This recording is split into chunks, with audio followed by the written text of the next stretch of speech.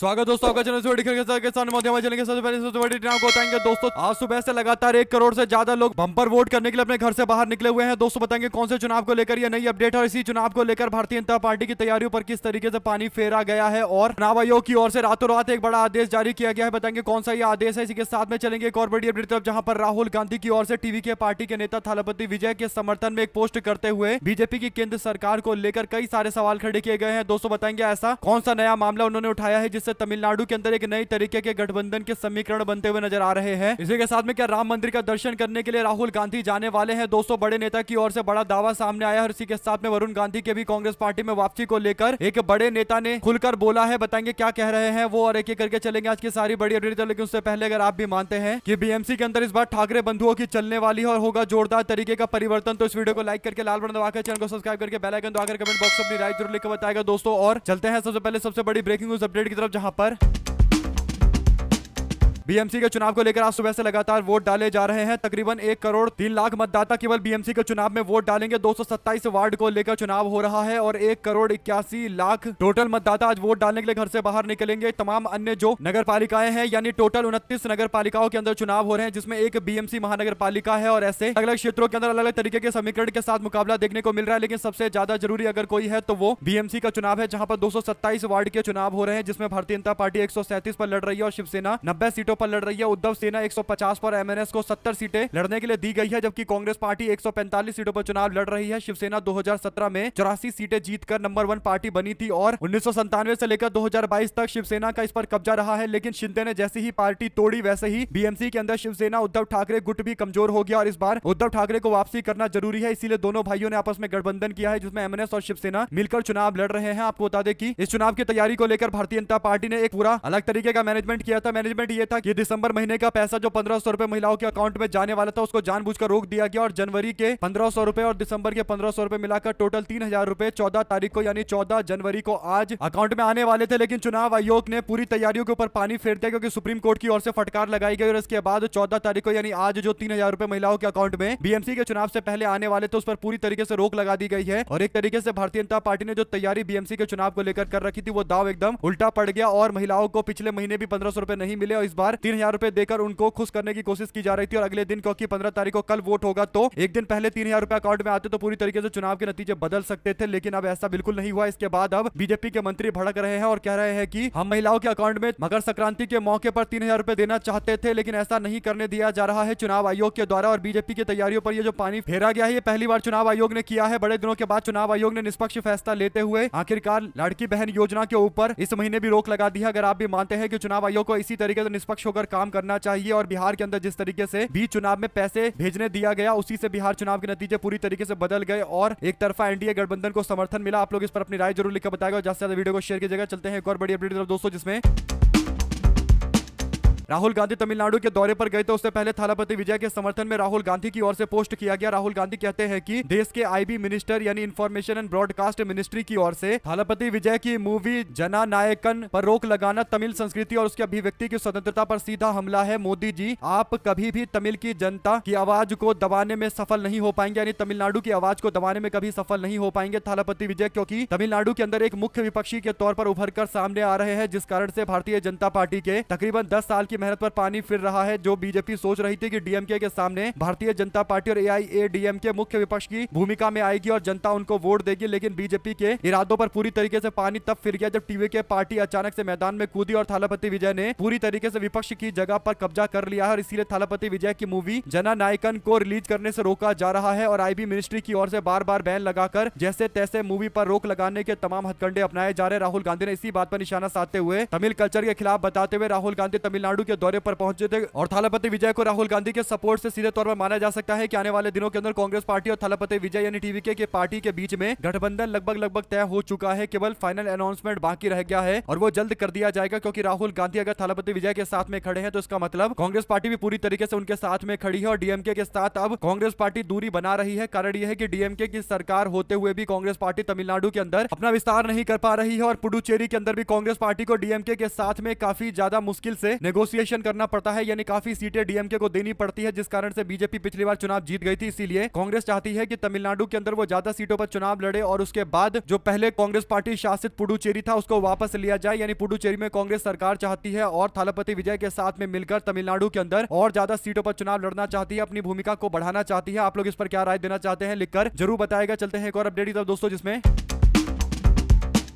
देश के रक्षा संसदीय समिति समय समय पर अपने कार्य क्षेत्र से जुड़ी जगहों का दौरा करता रहता है। ऐसे में रक्षा मंत्रालय से जुड़ी स्थायी समिति वाराणसी कैंट का दौरा करेगी और सूत्रों के मुताबिक उसी क्रम में ये कमेटी अयोध्या के दौरे पर जाएगी। कमेटी के सदस्य अयोध्या में राम मंदिर के दर्शन के लिए जाएंगे। रक्षा मंत्रालय से जुड़ी संसद की इस स्थायी समिति के मेंबर है राहुल गांधी। तो सवाल ये उठ रहा था कि क्या राहुल गांधी भी इस कमेटी के साथ में अयोध्या की ओर जाएंगे। इस पूरे मामले पर अलग अलग तरीके की चर्चाएं चल रही है, लेकिन कांग्रेस पार्टी के नेता की ओर से एक बयान आया है। कांग्रेस के प्रदेश के वरिष्ठ नेता बाराबंकी के कांग्रेस के सांसद तनुज पुनिया ने मंगलवार को बीते दिन एक प्रेस कॉन्फ्रेंस के दौरान अयोध्या दर्शन को लेकर अपनी बात रखी है। दोस्तों, उन्होंने कहा है कि राहुल गांधी उद्घाटन के समय ही कहा था कि वो निर्माण पूरा होने के बाद दर्शन करने के लिए आएंगे। उन्होंने बताया कि क्योंकि मंदिर के शिखर और ध्वजारोहण का उद्घाटन हो चुका है तो राहुल गांधी अपनी सुविधा के अनुसार अयोध्या में दर्शन करने के लिए आ सकते हैं। यानी पुनिया का मानना है कि राहुल गांधी जल्द दर्शन करने के लिए आ सकते हैं। हालांकि इस पर स्पष्ट तौर पर नहीं कहा जा सकता। पार्टी के द्वारा जो फैसला लिया जाएगा उसका आधार पर ही आगे बढ़ा जाएगा। और ऐसे में प्रियंका गांधी की भूमिका को लेकर भी पुनिया ने जवाब देते हुए कहा कि प्रियंका गांधी राष्ट्रीय नेता है, उनका राष्ट्रीय महत्व है और उत्तर प्रदेश से उनका विशेष लगाव है और वो राज्य की प्रभारी भी रह चुकी है। इसके बाद वरुण गांधी को लेकर सवाल पूछा गया तो उन्होंने कहा कि उनका कांग्रेस पार्टी में खुले दिल से स्वागत है। उन्होंने टिप्पणी करते हुए कहा कि बीजेपी में तो उनको टिकट मिलने से रहा, यानी भाजपा तो उनको टिकट देगी नहीं, अब असंभव है और यदि वो कांग्रेस पार्टी में शामिल होंगे तो उनका दिल खोलकर स्वागत किया जाएगा। प्रेस कॉन्फ्रेंस के दौरान क्षेत्रीय मुद्दों पर भी उन्होंने अपनी बात रखी है, लेकिन वरुण गांधी को लेकर, राहुल गांधी के मंदिर दर्शन और प्रियंका गांधी के राष्ट्रीय नेतृत्व वाले बयान को लेकर उन्होंने कहीं ना कहीं कुछ हद तक पार्टी क्या सोच रही है इस और इशारा कर दिया है। आप क्या राय देना चाहते हैं लिखकर जरूर बताएगा। ज्यादा से ज्यादा वीडियो को शेयर कीजिएगा। चलते हैं एक और अपडेट की तरफ, जिसमें तेज प्रताप यादव लगातार अलग अलग पार्टी के नेताओं से मुलाकात करते हुए उनको चूड़ा दही के भोज पर बुला रहे हैं, यानी चूड़ा दही के भोज का आयोजन कर रहे हैं। तेज प्रताप यादव और अलग अलग नेताओं को आमंत्रित कर रहे हैं। बिहार की राजनीति में चूड़ा दही के भोज का काफी ज्यादा महत्व होता है, क्योंकि इस दौरान कई सारे नेता एक दूसरे से मुलाकात करते हैं और अलग अलग तरीके की राजनीतिक खिचड़ियां पकती हैं और मकर संक्रांति के मौके पर ऐसा किया जाता है। तो तेज प्रताप यादव के यहाँ 14 तारीख यानी आज मकर संक्रांति के मौके पर ऐतिहासिक दही चूड़ा भोज किया जाएगा, जैसा वो दावा करते हैं और उन्होंने अलग अलग पार्टी के लोगों को निमंत्रण भेजा है। ऐसे में बीजेपी के नेता और उप मुख्यमंत्री विजय सिन्हा से उन्होंने मुलाकात की तो चर्चाएं चल रही थी कि क्या भारतीय जनता पार्टी के करीबी आ गए हैं तेज प्रताप यादव, क्या उनके करीब में आ गए हैं। इसके बाद दोस्तों तेज प्रताप यादव ने अपनी पार्टी के लोगों से मिलने का फैसला लिया, यानी पुरानी पार्टी के लोगों से मिलने का फैसला लिया और तेजस्वी यादव को वो निमंत्रण पत्र देकर आए। मकर संक्रांति के मौके पर उनको भी बुलाया गया है और अपने भतीजों से भी उन्होंने मुलाकात की है। बड़े दिनों के बाद काफी खुश तेज प्रताप यादव नजर आ रहे थे। अपनी मां राबड़ी देवी से भी मुलाकात करके उनको भी निमंत्रण पत्र देकर आए हैं दोस्तों, और लालू यादव को भी निमंत्रण का पत्र देकर आया गया है। वैसे में देखना यह होगा कि आज तेज प्रताप यादव जो दही चूड़ा भोज करने जा रहे हैं, जिसको वो ऐतिहासिक बता रहे हैं, तो इसमें कौन कौन सी पार्टी के लोग शामिल होंगे। क्या जेडीयू के लोग आएंगे, क्या बीजेपी और आरजेडी के लोग आएंगे, क्या तेजस्वी यादव इसमें शामिल होंगे। ये भी एक बड़ा राजनीतिक घटनाक्रम होगा जो आज देखने को मिलेगा। इस पर आपकी क्या प्रतिक्रिया है लिखकर जरूर बताएगा। चलते हैं एक और अपडेट की तरफ, जिसमें टीएमसी के सांसदों ने मंगलवार को आरोप लगाया कि भारतीय जनता पार्टी के नेता और पार्टी के सदस्यों और उनके बूथ लेवल के एजेंटों के एसडीओ और डीएम के ऑफिस में घुसने और ईआरओ और एईआरओ पर वोटर के नाम हटाने के लिए फॉर्म 7 को भारी संख्या में जमा करने के लिए बेवजह दबाव डालने की चिंताजनक खबरें सामने आ रही है। खबर है कि बिहार और झारखंड जैसे राज्यों से लोगों को एक बार में जमा करने के लिए हजारों ऐसे फॉर्म के साथ गाड़ियों में भरकर लाया जा रहा है। कुल मिलाकर ज्यादा से ज्यादा फॉर्म लेकर आए जा रहे हैं ताकि जितने भी एसडीओ हैं डीएम के ऑफिस में घुसकर ईआरओ और एईआरओ को परेशान किया जा रहा है। उनको बंडल पर बंडल दिया जा रहा है कि इनके नाम ऐड करिए, ताकि वो पूरी तरीके से कंफ्यूज हो जाए कि किनके नाम ऐड करने हैं, किनके नाम ऐड नहीं करने। एक तरीके से ईआरओ और एईआरओ के ऊपर जानबूझकर दबाव बनाया जा रहा है, यानी बड़ी संख्या में लोगों के नाम हटाने के लिए, कंफ्यूजन की स्थिति पैदा करने के लिए इस तरीके की हरकतें की जा रही है। इस पर आपकी क्या प्रतिक्रिया है लिखकर जरूर बताएगा। ज्यादा से ज्यादा वीडियो को शेयर कीजिएगा। चलते हैं एक और बड़ी अपडेट की तरफ, जिसमें उत्तर प्रदेश के संभल के पूर्व डीएसपी अनुज चौधरी, इंस्पेक्टर अनुज तोमर सहित कई पुलिस कर्मियों पर कोर्ट ने एफआईआर दर्ज करने के आदेश दिए हैं। मामला हिंसा से जुड़ा हुआ है, जिसमें यामीन को गोली मारा गया था, यानी मुस्लिम युवक को गोली मारा गया था। और एसपी कृष्ण बिश्नोई ने कहा कि हिंसा की पूर्व में यानी पहले जुडिशियल इंक्वायरी कराई जा चुकी है, उसमें पुलिस कार्रवाई सही पाई गई, इसीलिए कोई मुकदमा दायर नहीं किया गया। लेकिन कोर्ट ने आदेश दिया, ऑर्डर देते हुए संभल के पूर्व डीएसपी अनुज चौधरी के खिलाफ कार्रवाई करने के लिए और एफआईआर दर्ज करने का आदेश जारी किया है। ऐसे में पुलिस प्रशासन के लोग कह रहे हैं कि हम इस पूरे मामले को चुनौती देंगे और दूसरे कोर्ट में जाएंगे। ऐसे में कुल मिलाकर दोस्तों संभल के डीएसपी अनुज चौधरी को बचाने के लिए लगातार पुलिस प्रशासन के लोग लोग भी काम पर जुट गए हैं। इस पर आपकी क्या प्रतिक्रिया है, लिखकर जरूर बताएगा। ज्यादा से ज्यादा वीडियो को शेयर कीजिएगा। चलते हैं एक और बड़ी अपडेट की तरफ, जिसमें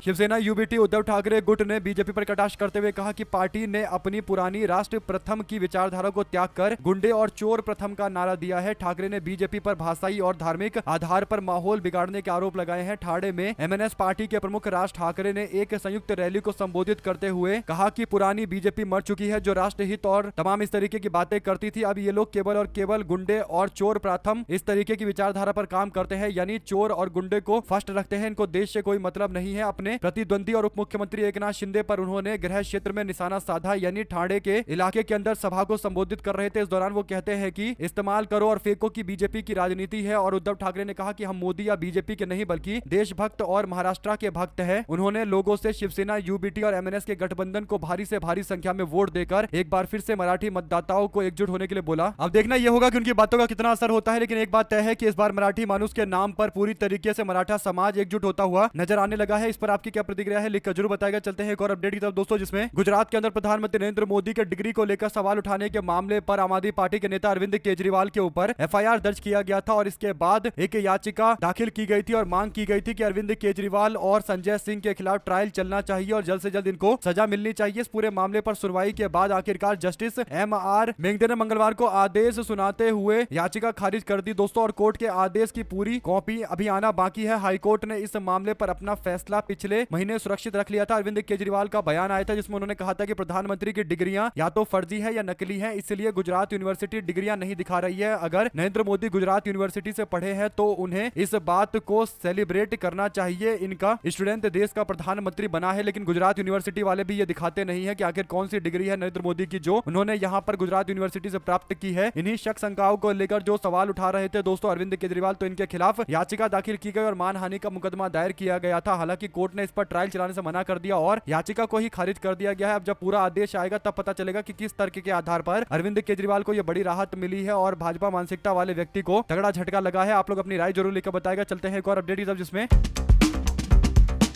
चुनाव आयोग ने पश्चिम बंगाल में चल रही विशेष गहन पुनर्निरीक्षण यानी स्पेशल इंटेंसिव रिवीजन यानी एसआईआर की प्रक्रिया की निगरानी को और मजबूत करने के लिए 4 और स्पेशल रोल ऑब्जर्वर यानी एसआरओ नियुक्त किए जाने को लेकर आदेश दिया गया। लेकिन सवाल सबसे बड़ा यह है कि आखिर पश्चिम बंगाल के अंदर ही इस तरीके के फैसले क्यों लिए जा रहे हैं, अलग अलग तरीके के आदेश जारी किए जाते हैं। क्या ये उत्तर प्रदेश के लिए नहीं हो सकता था या किसी और राज्य के लिए नहीं हो सकता था? पश्चिम बंगाल को अलग स्पेशल ट्रीटमेंट क्यों मिल रही है? क्यों एसआरओ जैसे लोग नियुक्त किए जा रहे हैं? इससे साफ तौर पर पता चलता है कि पश्चिम बंगाल के अंदर जो एसआईआर हुआ है उसे लेकर चुनाव आयोग खुश नहीं है और इसीलिए एसआरओ नियुक्त किए जा रहे हैं ताकि जिन लोगों के नाम कट गए हैं या फिर जिन लोगों के नाम ऐड हो रखे हैं उनके नाम भी हटाने की कोशिश की जाए। कुल मिलाकर तृणमूल कांग्रेस के आरोप काफी गंभीर है क्योंकि पश्चिम बंगाल को लेकर एसआईआर एक अलग ही तरीके का चल रहा है। आप लोग क्या राय देना चाहते हैं दोस्तों, लिखकर जरूर बताएगा कि पश्चिम बंगाल में एसआईआर को अलग तरीके से क्यों ट्रीट किया जा रहा है। इसका जवाब बीजेपी वालों को और चुनाव आयोग को देना चाहिए। साथ साथ army chief general Upendra Dwivedi ने मंगलवार को कहा कि ऑपरेशन सिंदूर अभी जारी है। भविष्य में किसी भी तरीके के आतंकी या फिर सैन्य दुस्साहस के लिए हम पूरी तरीके से तैयार है। भारतीय सेना पूरी ताकत के साथ जवाब देगी, मुंहतोड़ जवाब देगी। जनरल द्विवेदी ने बॉर्डर के पास 8 आतंकी कैंप अभी सक्रिय है, ये जानकारी दी है उन्होंने। ऑपरेशन सिंदूर में थल सेना, वायु सेना और नौ सेना के तालमेल का बेहतरीन उदाहरण बताया। उन्होंने कहा कि ऑपरेशन सिंदूर में 100 पाकिस्तानी सैनिक मारे गए। रविवार को बॉर्डर के पास ड्रोन देखे जाने के सवाल पर उन्होंने कहा कि वे बहुत छोटे ड्रोन थे, ये लाइट जलाकर उड़ते हैं, बहुत अधिक ऊंचाई पर नहीं उड़ते हैं, बहुत कम ही दिखाई दिए हैं। 10 जनवरी को लगभग 6 ड्रोन दिखाई दिए थे। 11 और 12 तारीख को 2 से 3 ड्रोन दिखाई दिए थे। इस पर डीजीएमओ की ओर से भी बयान सामने आया है। कुल मिलाकर जनरल उपेंद्र द्विवेदी के द्वारा यह बयान देना कि पाकिस्तान को लेकर अभी ऑपरेशन सिंदूर खत्म नहीं हुआ है, यह कहीं ना कहीं संकेत देता है कि भारत और पाकिस्तान के बीच में कभी भी इस तरीके का अगर मामला सामने आता है, यानी दोबारा से कोई आतंकवादी गतिविधि या किसी भी छोटी मोटी घटना जैसी स्थिति बनती है तो मामला युद्ध तक वापस पहुंच सकता है। ऑपरेशन सिंदूर अभी केवल सस्पेंडेड है, पूरी तरीके से खत्म नहीं हुआ है। उपेंद्र द्विवेदी के इस बयान पर आपकी क्या राय है, लिखकर जरूर बताएगा। साथ साथ